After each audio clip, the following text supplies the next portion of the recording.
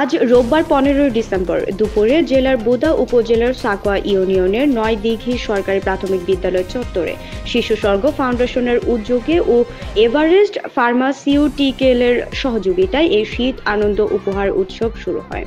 অনুষ্ঠানে বোদা উপজেলার 12টি সরকারি প্রাথমিক বিদ্যালয়ের 1300 শিশু শিক্ষার্থীর হাতে উপহার শীতবস্ত্র ও স্কুল ব্যাগ সহ শিক্ষা উপকরণ তুলে দেন বিএনপির কেন্দ্রীয় কমিটির পল্লী উন্নয়ন বিষয়ক সম্পাদক ও পঞ্চগড় জেলা বিএনপির সদস্য সচিব ফরহাদ হোসেন আজাদ।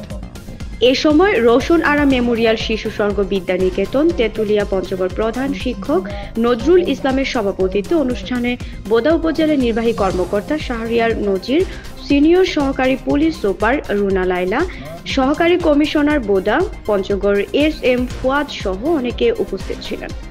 অনুষ্ঠানে স্বাগত বক্তব্য রাখেন শিশু স্বর্গ ফাউন্ডেশনের প্রতিষ্ঠাতা কবির আহমেদ আকন্দ।